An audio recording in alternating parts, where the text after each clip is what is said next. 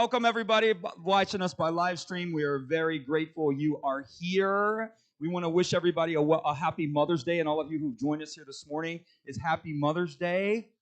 So we're super excited that you've taken the time to tune in. And so I want to share with you a little bit about parenting and motherhood in general. And there's an old saying that says, "Heaven help us all to remember that the hand that rocks the cradle rules the world." Now, not everybody is a mother, but everybody has a mother. This is true. And Scripture is clear on how we are to treat our parents. And this is, there's lots of messages out there this morning on this day about, the beauty and the perfection of mothers and how wonderful parenting is. But unfortunately, that's not the story for a lot of people. Our experiences with our parents has not always been optimum, shall we say. And so, but the Bible tells us that it gives us instructions on how to treat our parents, even though our parents are flawed. And I think that's the first thing I want to say to you, is let's just get this out of the way.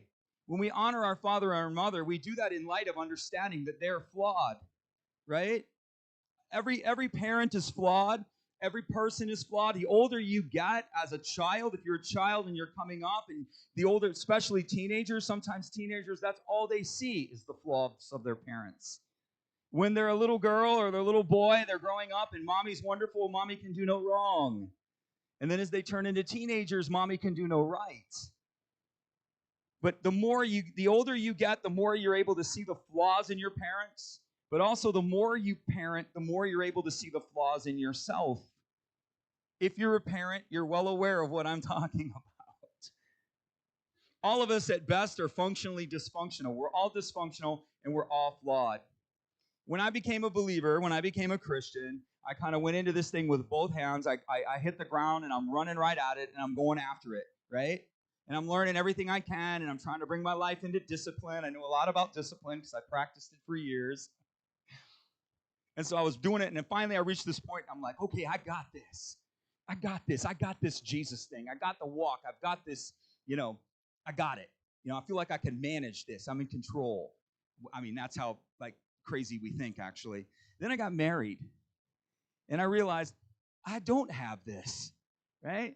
So any of you out there know what I'm talking about, and you understand that you, as a person, you reach a point, then you bring into your life another person, and then you start seeing the flaws. You start seeing their flaws. You start seeing your flaws. You start seeing their inability to cope. You start seeing your inability to cope. And so then Sherry and I are married about a year. We're kind of working on this thing. We got this thing connected. We got this thing working out, okay? We're learning each other. And then we have a baby. And then where I thought I had it, when I got married, I didn't have it. Then I figured out, okay, I think I have it. And then I have a child. And then I realize, again, I don't have any of this. I completely don't know what I'm doing. And I've raised adult children now, and I still am confronted over and over again with, I don't know what I'm doing. And when you are a parent, when your mother raised you, when you're raising children, you're raising that child through seasons of life. And what happens is a lot of us are very good at one of those seasons, but very few of us are good at all of those seasons. So you have this season when they're an infant, then you have this season when they're a toddler, then you have this elementary, then you have this middle school, then you have this high school season, then you have the adult season. Typically, the children at this time, most of us, and it's pretty consistent, our children do not really become independent until they're 25 years old. It's true. Even in their 20s, and a lot of you that have children that are in their 20s, you see where the dependency level is still there. It's not the same as when they were an elementary kid, but it's still there. And typically when they hit 25-ish, they tend to get married, they tend to, get their own place. The relationship changes, the relationship shifts, but there's still some level of dependency there. And so you're parenting for 25 years of your life when you're a parent, and you're not like, oh my gosh, no. You're a quarter of your life, if you live to 100, let's just put it in those terms, 25% of your life is going to be spent raising children. And you're going to realize that you're not good at it. You love it. You enjoy it. There's highs. There's lows. Come on. Can anybody give me a witness here? Right? I know on Mother's Day we like to do these shiny little stories about the virtuous woman, who can find one, the Proverbs 31 woman. But unfortunately, most women are Proverbs 31 in their heart, but fail to measure up to that standard in the actions. Not because they don't want to, but because they're flawed. And so what I'm trying to get you to understand is to be okay with the brokenness. We have to understand our parents in the light of their flaws. You have to understand your parenting in light of your flaws. So I don't know, I'm just going to help some parents out here. One of the best things that ever helped me as a parent, and one of the best things that ever occurred in the restoration of relationship with my children in all of the seasons of their life, was when I would tell them I'm sorry. What? You actually tell your children you're sorry? Yep, tell them I'm sorry. And do you know why? Because I do wrong things. I miss it. I yell when I should be patient. I fail to recognize sympathy, empathy, something like that when I should. But what I would do, and something the Lord taught me by much pain and much anguish, is I learned to apologize to my children for my flaws. And what ended up happening was completely the opposite of what I expected. I thought my children were now going to treat me disrespectfully because I showed them some level of weakness. You understand? That's how our human psyche works. We think, oh, if I apologize, then they're going to view me as weak, and my kids are now going to trample on me. But the opposite happened. They started apologizing back to me because I would go to them. I go, look, I'm really sorry. Daddy missed it. I was wrong. I shouldn't have yelled at you. What you did was wrong, but my behavior towards you because of that was wrong. You understand? And I would do that. And then my kids would start coming to me, and they started fluidly telling me they were sorry. So the way I was able to do that was that I was able to do that because I accepted my flaws as a parent. And the reason I can accept my flaws as a parent is because Jesus accepts my flaws as a parent. And one of the keys to living is to see yourself in light of how Jesus sees you. It doesn't mean that what you do is right. But if you can understand that I did that because I'm broken, then you can understand it and you can forgive it. And that's a big point of my message here this morning, is what I just told you. Every parent is flawed.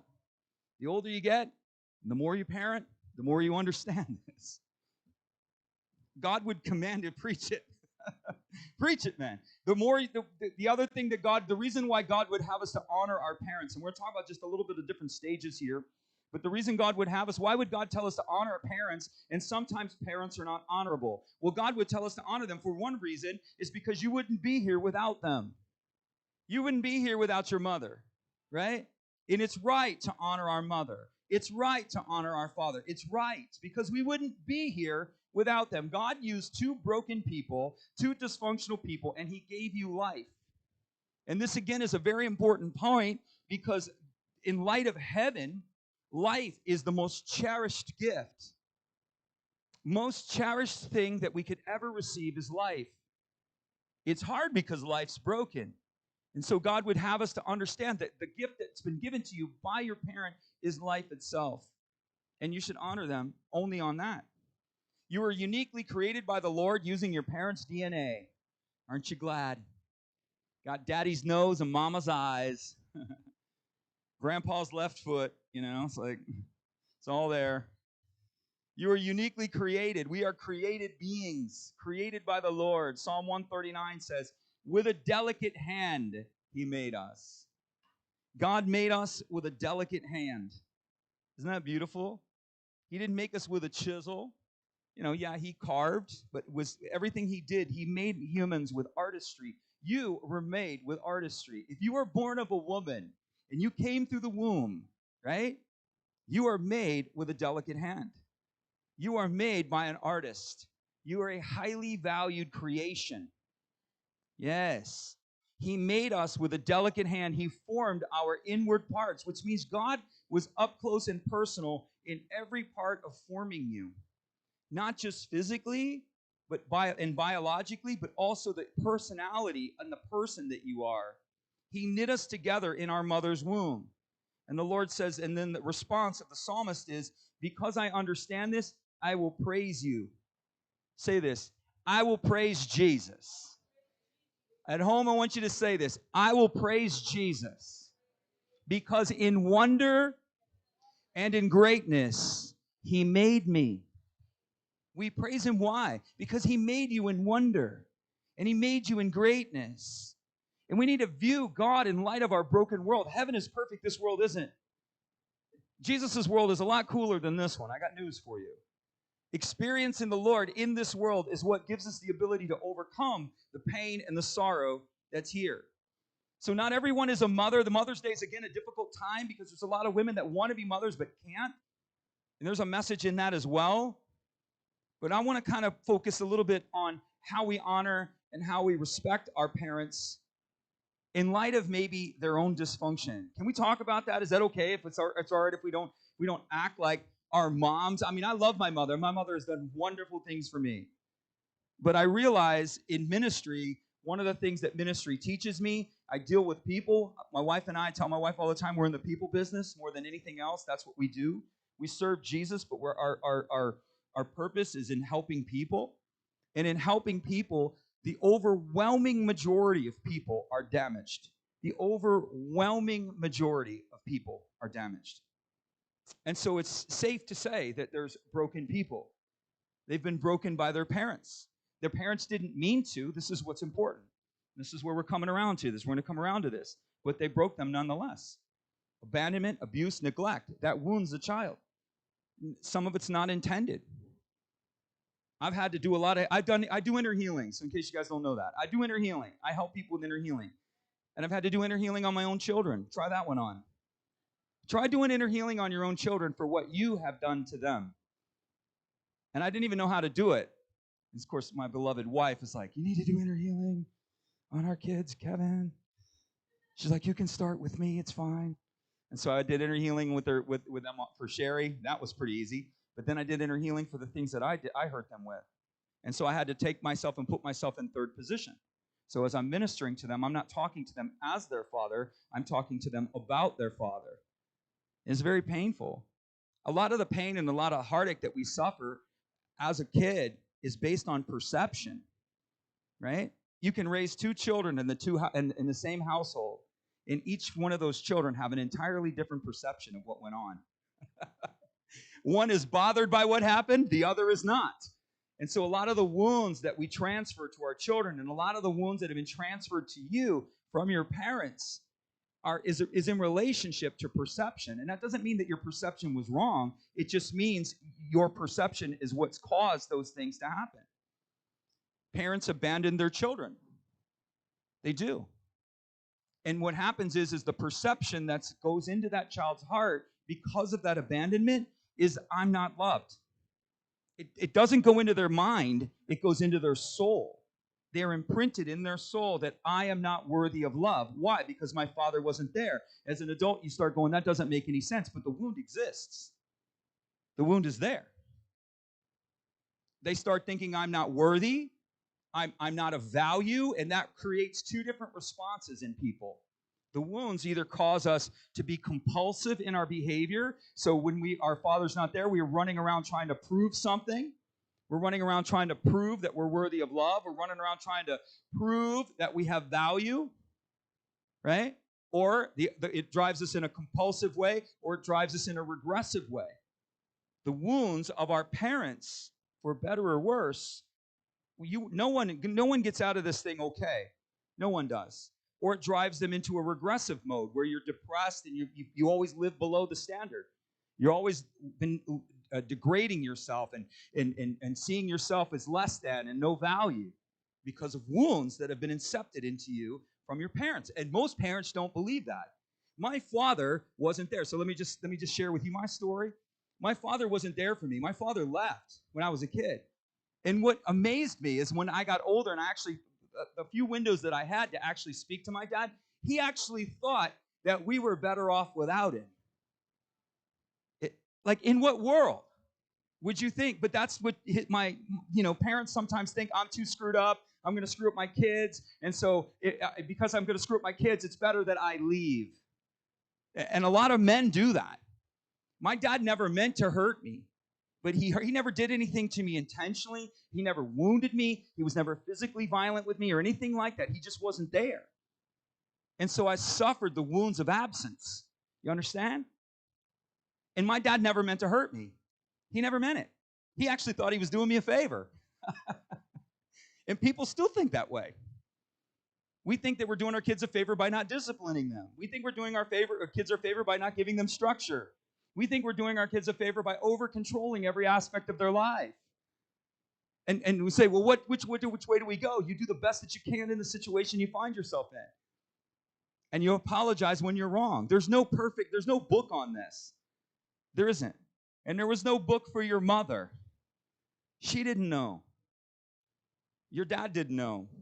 So stages of life. This is often a big conflict of how we're supposed to relate to our parents. Ephesians chapter 6 says, obey your parents because you belong to the Lord, for this is the right thing to do. So if you're a child and you're under your parents' care, all the teenagers are looking away. No, I'm not listening into this, man. What? What's he talking to me? Oh, what? Huh? If you're a child and you're under your parents' care, what does the Lord expect you to do? Obey them. Listen to them. Does it mean your mother's right? No, your mother is not always right. Does it mean your father is right? No, it doesn't mean your father is always right. But you are to obey them because it is right before the Lord. Your parents are, believe it or not, after your well-being. Yes. They don't want you to hang out with that group of friends, not because they're trying to keep you from fun. They don't want you to hang out with those friends because they understand what that crowd is going to do. They don't want you to go with that guy or that girl or be in that place doing those things. Not because they're trying to keep things from you. The worst thing my son ever used to think about me was I was so mean because I wouldn't give him Snickers bars every day. He used to think I was a bad dad. You don't love me. Why? Because I wanted a Snickers and a Coke for dinner, Dad, and you didn't give it to me. That's his perception. You know, I would be a bad father. What do you feed your kid for dinner? He gets chocolate cakes, Snickers bars, and Cokes. That's pretty much all he gets, I mean, my son would be like, yeah, not now, but when he was 8 years old, that's how he viewed life. Life is about Snickers bars, chocolate cake, and Coke. And that's all I want. You want some dinner? No, I want a Snickers bar and a Coke. That's all I need. Hook me up. That's bad parenting. You understand? There's 3 ordained spheres of authority in God's economy. So God has ordained or established spheres of authority. Just because there's a sphere of authority, say this with me. Anywhere there's people, there's imperfection. Say this. Anywhere there's people, there's going to be sin. So where people are, problems are going to be.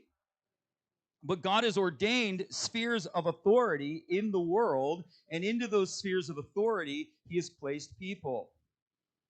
These spheres of authority work the best when God is included in them. And so the spheres of authority would be the church. That's God's primary mechanism, is through the church. But oftentimes, Jesus doesn't even work in His church, not because He doesn't want to, but because the leadership or the people that are established do not give Him the permission to work in His church. That's why churches hurt people. Not because the Lord is hurting people. Churches are hurting people because there are broken people who are not partnering with the love of God to bring about His truth. That's why the pain is there. It's partnership. The other authority is family. When the love of God is flowing in a family, it doesn't mean that everything is perfect, but it means it's relatively whole. When the love of God is not flowing in the family, and God is not included in the family, the result is always brokenness. We can identify with that. You understand? So God has given the sphere of authority of His church. He's given the sphere of authority of His family. He's given the sphere of authority of government. Government is given by God, but not every government is correct. There are governments that are oppressive. There are governments that are life-giving. The best governments are the ones that partner with the principles, and even if you really want to go there, the Spirit of God. Righteousness exalts a nation. What is right to God will cause a nation to rise. And so it's important that we understand the spheres of authority so that we can learn and understand that people that are dysfunctional, just because there's a sphere of authority doesn't mean the sphere of authority is right, but we are still to respect it. The greatest failure of children is not to listen to the good that their parents intend. It's true. Most of the parents, they only intend good. Here's a proverb for you. Moms, you might want to write this one down. This might want to become a memory verse for you, for your children and your grandchildren. Proverbs 13. Intelligent children listen to their parents. But foolish children do their own thing. Come on. That's right. Intelligent children listen to their parents, but foolish children do their own thing.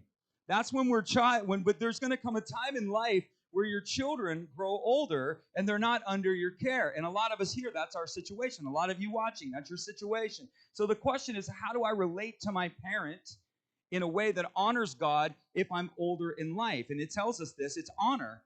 So as when you're a child and you're under the care and the direction of your parent, the God's goal for you is obedience. My daughter is older and she's married and she has her own child now. So what is her relationship with me? What is my relationship with my own mother? Now that I'm older, I'm married, I have children. How do I relate to her? The Bible says that we are to honor them. So it's obedience as a child, it's honor as a parent. Honor your father and mother, which is the first command with promise, that it may be well with you and live long in the land. Everyone must respect, Leviticus 19:3. Everyone must respect his father and mother, and the Lord, and he says a couple other things, but at the end of this statement, he says, I am the Lord your God. Respect and honor is what he is expecting from us. Honor is to appreciate. So if you're going to honor someone, you're appreciating someone or you're valuing someone not because of what they did. You're honoring them or you're respecting them based upon the position that they hold. So you can honor and respect and treat someone with value even though they do wrong things. Understand that? It's getting real quiet in here, okay? Honor is to appreciate, and to respect is how you treat them. So if I'm honoring them, I value my mother as my mother. I value her. I don't value her. Yeah, I may value. Listen, if you have a good mother, it's easy to honor them, isn't it? It's easy. If you have a good father, it's easy to honor them. The difficulty comes when your mother or your father, whether they did it by their own intentions or whether they did it by your own perceptions, regardless of whatever that is, that's still the truth that you understand. The difficulty is in honoring and respecting parents that, in our eyes, don't seem worthy of that type of treatment. And they're not worthy based upon their actions towards us or their actions towards others. So what God is telling us to do, we as Christians, we have this saying, separate the sin from the sinner. Anybody ever heard that? Right? Two of you have ever heard that? Right? Thank you so much. Got one witness in the back. We separate the sin from the sinner. We separate our parents' position from the actions that they've done. And we focus on the good. There's something good your mom's done. There's something good your dad. There's something good there. We focus on what is good. But we value them for the mother that they are. We value them for the person that they are, and we respect them. We treat them, even if they're unworthy of being treated in a loving way, we treat them in a loving way. Understand that? That's one of the huge principles of the gospel. We do good to those who do evil to us. Just because you can't control, say this with me, I can't control what others do to me, but I can control what I do to them. That's right, I'm going to do it right now. I'm going to send that message. We can't control always what happens to us, but we can control what happens in us, and we can control what happens through us. We can control ourselves. Actually, self-control is a fruit of the Spirit. It's something that's given to us in the Spirit. It gives us the ability to control ourselves when we're uncontrollable. It doesn't exist in human form, but it does exist in the Spirit. So if you can't control yourself when you're around your mom and dad, get in the Spirit and relate to them. Get in the presence of God. I've had people go, man, I'm going to my parents' house for the weekend. I'm going to need 2 hours of worship before I even get there, you know? They're going to need to just soak in the Spirit before they even walk through the door. You say, this isn't a cheery message on Mother's Day, Pastor. No, this is a real message on Mother's Day. This is real. This is where it's real. So in the Spirit, you can worship, and in the Spirit, you can have control over yourself from the Spirit. Honor is to appreciate. Respect is how you treat them. You can treat them respectfully even if they've been disrespectfully. You can value and appreciate your parents and your mother even if she doesn't seem in your eyes to be worthy of that honor. This doesn't mean there are no flaws. I want moms to give themselves a break this morning. You're flawed. Give yourself a break. I want you to say that if you're a mother, if you're a woman, this is what I want you to say, woman. I want all of the womanhood of the land to say this. I have done the very best that I could with the tools that I have possessed in the circumstances that I have found myself. That does not mean that everything I have done is correct, but it means I can understand it. And if I can understand it, then I can forgive it. And if I can forgive it, then I can release it. Parents, for the most part, when they raise children, moms especially, are just laden down with a lot of guilt and regret. It's true. I should have done this. I should have done that. Why didn't I do this? Why didn't I do that? You did the best that you could in the situation that you found yourself in with the tools that you had. That's all God expects. It doesn't mean you're going to do it right, because you're not. You're not. This standard of perfection is impossible to meet. There will be no perfection until Jesus comes, just so you know. And until that time, we're doing the best that we can in the situations we find ourselves in with the tools that we have. That's how you learn to give yourself a break. And if you can view yourself in light of that, then you can view others in light of that. If you can view yourself in light of that, then you can view the people who've hurt you in light of that. To respect and to honor doesn't mean that your parents are always right. So you can honor your mother without agreeing that that woman is always right, right? Right? It's true. I honor her even though I know she's not always right. I honor her, and that doesn't mean that she doesn't have flaws. So we can honor our parents today knowing that they're not always right. We can honor our mother today knowing that she has flaws. What this will do, what I'm trying to get you to do, is remove the barriers of relationships. The barriers within relationships are always offenses. It's an offense. To be offended means to push away. So you've offended your mom. Moms typically tend to lean in and love you. It's okay, I love you even though you offended me. But oftentimes the child, when they're offended by the mother, pushes themselves away. Or the father, or whomever it may be. Not just moms, but it is Mother's Day, so that's what we're talking about. And so when you understand this and you're able to get past that and you're able to have this viewpoint, you can remove the barrier of the relationship. You can see how God expects you to relate to your parents. He's not expecting you to agree with everything. That's not what he's expecting. He's not expecting you to believe that your parents are always right. He's not expecting that either. He realizes what you are. You're a free individual. But what he's expecting you is to treat them with respect. What he's expecting is that you honor the position that they hold in their life. And that just means value. I value you, Mom, for the person that you are. I value you, Mother, for everything that you have given me and all of the efforts that you have made. I value you. That's what it means. And I treat you respectfully. And I give you the respect that's proper. You want to know what the Lord is expecting? That's what he's expecting. We get this? Okay. Listen to your father who begot you. And this is a good one. We're going to come back to this. And watch over your mother when she's old. So honor. So we're going to come back to that. But honor means what? Accept. I'm going to give you real quick points. Honor means to accept their flaws. Accept their flaws. They're broken. You're broken. Oh, well. Right? Understand their intentions.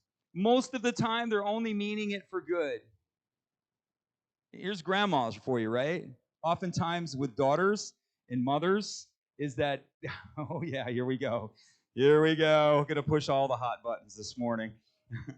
Hey, the restaurants aren't open anyway. You're like, well, we're not going to lunch today because I just, well, guess what? There's no restaurant open anyway, so it's okay. But oftentimes what a grandmother is doing is not trying to undermine the position of their child, right? So grandmas are really affectionate and, they're super free. They're free with your child in a way you're like, where were you when I was growing up? I mean, who is this person, right? But the parent is trying to put structure in the kid's life, and the perception is that grandma's undermining the structure. Her intention is not to undermine the structure. What her intention probably is to make up for failures that she did in her past, or it's to just really bond that child to herself in love. She's not trying to offend the child. You understand that, right? Yeah, you understand? Yeah, exactly. Like, yeah, that's true, right? So she's trying to love that grandbaby. Mom says, Mom, I don't want you letting her play with toys and whatever it is that you say, and then grandma's like, okay, and then grandma does it. Well, she's not trying to hurt the child. She's trying to bond in love. So if you can understand that, I can't understand my mom. She just doesn't respect me. That's not her intention, is to not respect you. So that's what I'm trying to get you to get, is to understand, accept people's flaws, and understand what they're actually trying to do. Why don't you look at it from the perception of what they're actually trying to do? And then the third thing is to forgive their failings. They failed you. The reason, say this with me, the reason I cannot forgive, I know we're Christians, we have a hard time saying that. The command is to forgive.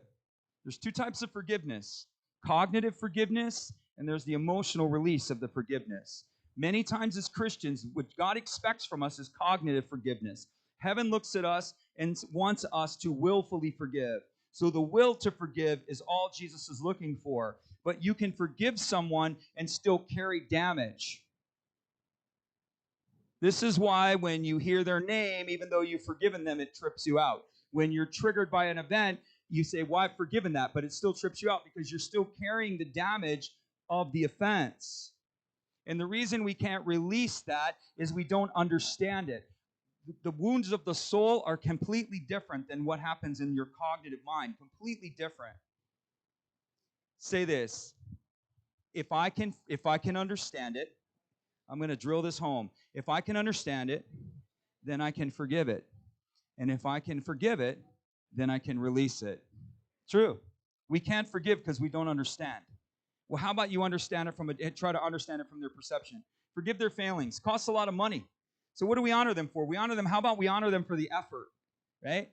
I got to find something that, to honor my parents with today, or to honor my mother with. Why don't you honor her for the effort that she made?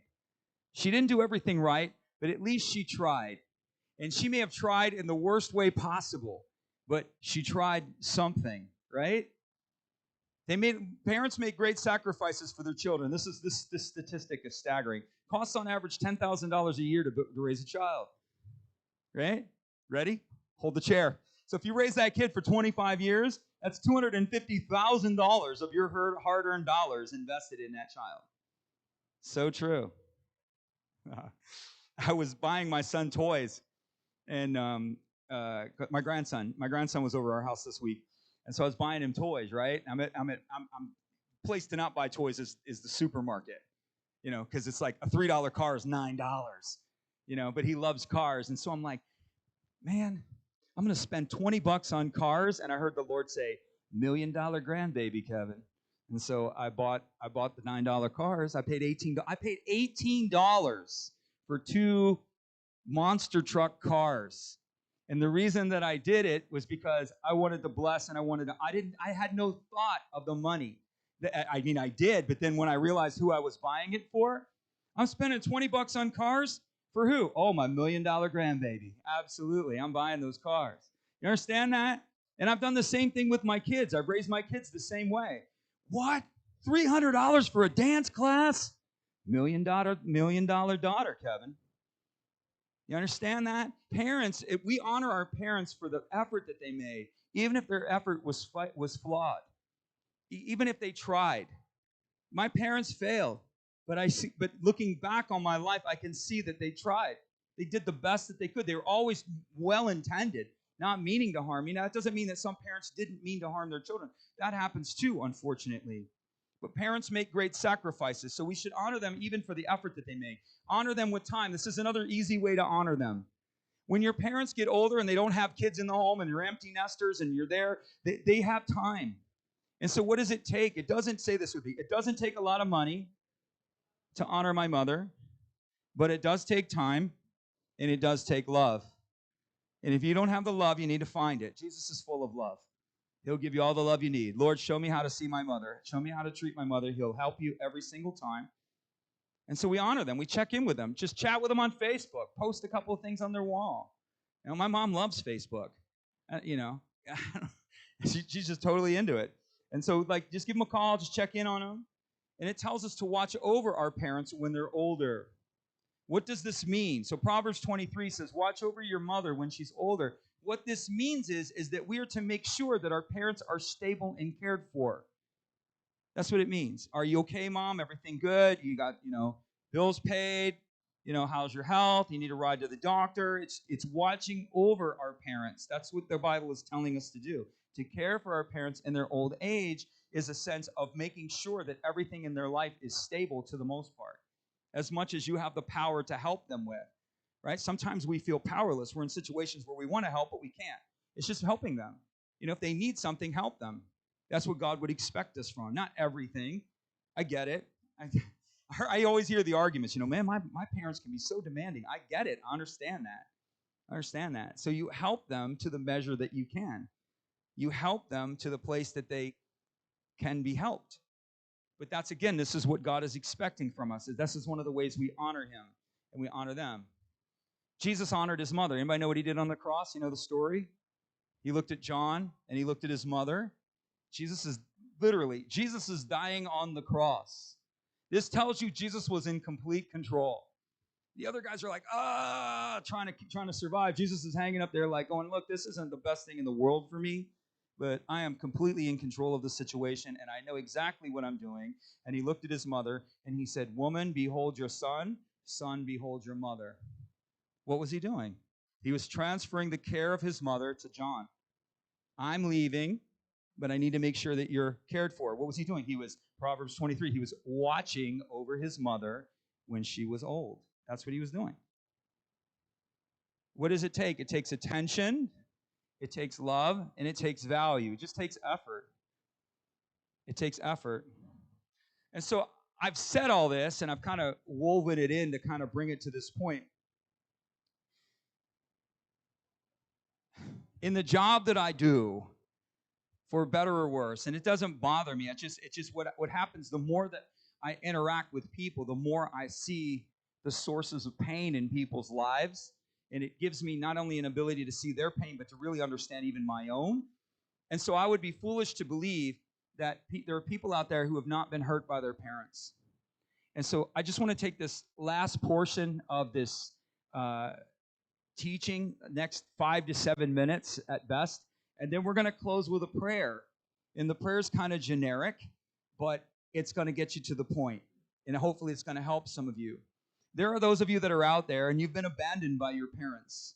There are many of you out there, and you've been abused by your parents. A primary caregiver in your life has abused you. There are people out there, and your primary caregiver has neglected you. Your parents have neglected you maybe physically. Your parents have neglected you maybe emotionally. They were in the house, but they were never there for you. The first thing I would say to people who have gone through those types of situations is I would tell you that I'm sorry. I would tell you what I believe the Lord would have me to say to you, and that is that I'm sorry. It was never God's intention for that to happen to you. God cares. He cares for children very much. In Luke 17, it says, for people who hurt children, it's better that a millstone be tied around their neck and them thrown into the sea. That's how much Jesus values children. And it's an unfortunate situation in a broken world that there are people who are broken by their parents. And I know people who can't come to church on Mother's Day because their mothers have completely hurt them. I know people who can't come to church or don't even want to, they just are absent without leave on Father's Day because that day reminds them too much of the pain that's been injected into their lives. I understand that. Now, that's not everyone, but there is some that are that way. And Jesus always wants to minister to the brokenhearted. I don't know if you know that. That's always where he gravitates. Jesus is a magnet to the brokenhearted. A broken, contrite spirit I will not harm. A broken reed I will not break. A smoking flax I will not quench. Come unto me, all you who are weary and heavy laden, and I will give you rest. Jesus is always looking for the brokenhearted. He is. He's the friend of the wounded. He puts the pieces back together. And I would say to those who've been abused, I would say to those who've been abandoned, and I would say to those who've been neglected by their parents, Jesus sees you, Jesus knows you, and Jesus cares. You say, well, what am I supposed to do with this, Pastor? I've been carrying this my whole life. Well, don't deny it. I got 3 things for you. Don't deny it, don't repress it, and don't ignore it. We're going to walk this through a little bit. I prayed about this. I asked the Lord how he wanted me to handle this because I really felt impressed that this was the direction I wanted to go. Anytime I struggle with a message, I know Jesus is in it. I struggle a lot with the messages. But this portion of this message and the overall tone of this message I was struggling with, but I felt like this is where he wants to press into people's lives. He wants to press in. I would say to those of you who have been abandoned, those of you who have been abused, and those of you who have been neglected by your parents, I would say to you, first of all, that you matter. The second thing I would say to you is that your hurt is real. One of the ways that we overcome our pain is by acknowledging that our pain is actually real. We have to be willing to accept that our pain, our perception, whatever we experienced is a very real thing. That's how we get healed. You have to realize that you matter. You have to realize that your hurt is real, and you have to realize that your feelings matter. This is another thing that people have been damaged by their children. They feel, or by their parents, and all of us have in some level, is that we perceive ourselves as if our feelings don't matter. It's just some way of the way the relationship, that when the damage comes from that relationship, we get this impression that our feelings don't matter. And the other thing you need to know, and this is the big one, so you need to hold the chair. If you're here, this is you need to hold the chair. And I want you to say it. It's not my fault. Let's say it again. Just say it. Say, I had a good parent. That's okay. Let's say it together. Help those who need the help. Say it. It's not my fault. If you're home, you need to tell yourself it's not your fault. There is nothing a child did that ever could do to cause a parent to abandon them. It's not their fault. There is nothing a child could ever do to cause their parent to abuse them. It's not your fault. There is nothing a child could ever do to cause a parent to neglect them. It's not your fault. It's not your fault. That's a hard place to come to, but you need to come there. And what I would tell you off this is hope. I would say to you, hope. When my father and my mother forsake me, the Lord will take care of me. Did you know that? I became a believer at 19 years old, and again, my biggest wounds in my life, and I love my father, and I don't mean any disrespect. My father's, he passed away a few years ago, and I don't mean any disrespect by saying this, but this is my reality, and this is my truth. My dad wasn't there, and there was a huge void in my life, and I didn't realize that that void was there. But when I learned that God could be my father, and I learned that even though I've been forsaken by my mother and my father, the Lord would never forsake me, I began to adapt that identity as my own. And I began to press into that, and I began to draw from the Lord. And if you've been hurt, abandoned, abused, and neglected by your father, there's someone there for you. His name is Jesus. He's there for you. He's an ever-present help in time of need. He wants to be there. He wants to understand. He wants to come around you. You're not alone, is what I would say to you. And if you can understand these things, if you can understand that your parents were doing the best that they could in the situation they found themselves in with the tools that they have, you can understand it. If you can understand that your parents hurt you because someone hurt them. People who practice serial abuse within their families, and there's a lot of abuse, were probably the most traumatized generation in history, that bar none. I have a friend, he's a counselor, he's been doing it for 30 years. I asked him, I said, what differences do you see? He said, in all my years of being counseling and doing therapy, I've never seen a generation more traumatized than this one. We are more traumatized in this generation than almost any generation before. The family, the model family is disintegrated. It started in the late 60s and the 70s. It's began and it's become almost common. Fractured homes, fractions families. The integrity of the home is just disintegrated. Absentee fathers, mothers trying to struggle it out and make it on their own, working 2 jobs, coming home too tired, can't emotionally engage their children, not because they don't want to, but because they don't have it. You understand this? This is the pain that's caused. This is the destruction that's caused by sin and brokenness. And if you can understand that your father hurt you because someone hurt him, my father hurt me because his father before him hurt him, and my grandfather hurt my father because somebody before him hurt him. It's a chain reaction of pain. And if you can understand it, just because you understand my father hurt me or my mother hurt me, let's focus on moms, my mother hurt me, it doesn't mean she doesn't love you. It meant that she was doing the best that she could in the situation that she found herself in with the tools that she had. And if she caused you pain or she caused you consistent pain, what you need to understand is somebody has caused her pain. Hurt people hurt people. And what does this mean? Again, I'm trying to remove the barriers of relationship. I used to get around my dad. I want to be clear. I'm extremely honest. I used to go to men's Bible studies, and they used to tell me to be quiet because I would just talk about they like, this isn't the place to share that, Kevin. And I'd be like, well, what is, bro? You know? And I would just tell it like it is. And I don't like the shining of Christianity where we pretend that everything is so perfect, clean, and shiny when it's not. When it's not. Hurt people hurt people. It's a chain reaction of pain. And only Jesus is the one that breaks that cycle. And only the healing comes only through a progressive walk of restoration with him. They did the best that they could in the situations that they found themselves in. And so what I want to do with you this morning and what I'd like to do with you at home, this is a spiritual interaction.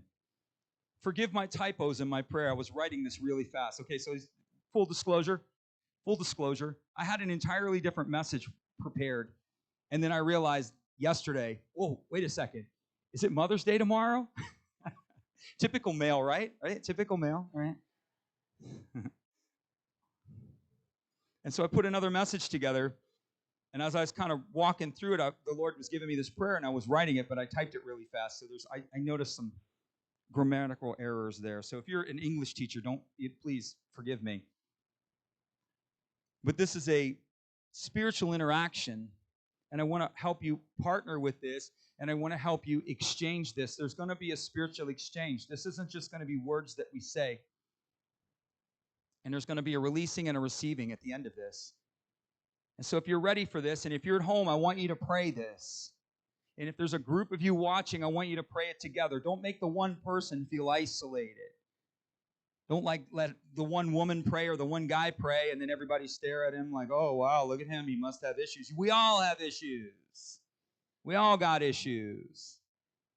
If anybody needs to hear it, you do. So let's pray it together.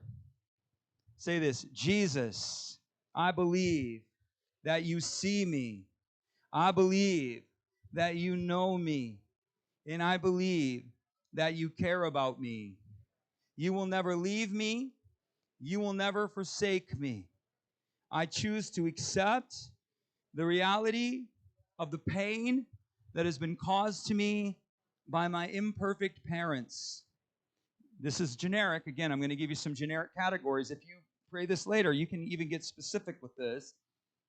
The pain that has been caused to me because of abuse, abandonment, or neglect.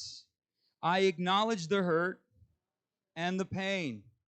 Ready? I choose to accept that it is not my fault. I want you to say that again. It is not my fault. My parents are broken people. They did the best that they could in the circumstances they were in with the tools that they had. If they hurt me because someone else hurt them. Hurting people hurt people. I choose to understand this. Just because I understand it, ready? It doesn't mean that this was right. It doesn't mean that any of this was okay. But if I can understand it, then I can forgive it. And if I can forgive it, I can release it. Now say this: today, I choose to forgive my parents. I choose to release them. And I choose to release the pain that I carry in Jesus' name. So what we're going to do right now, I just want you to just release. Just release something from yourself. Just feel something releasing. You're releasing the pain. Just release it. Just let it go. Very quickly, I understand. And now what I want you to do, what's your favorite color? I want your favorite color to come to mind. This is called an impartation, by the way. The spiritual world works by releasing and receiving. This is how the spiritual world works. It's the rain cycle. It's the reciprocal cycle of heaven. The water comes up, the water goes down.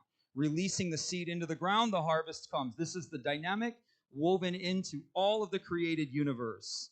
We release to Jesus what we cannot carry, and we receive back from him what it is that he wants to do it. The Bible calls this an impartation. It's in Hebrews. Impartations are elementary principles of our faith. This is elementary school stuff I'm teaching you. To receive an impartation, the Bible expects every Christian to understand impartation. It's called the doctrine of the laying on of hands, impartation. So when we talk about impartation, the church is so far removed from impartation.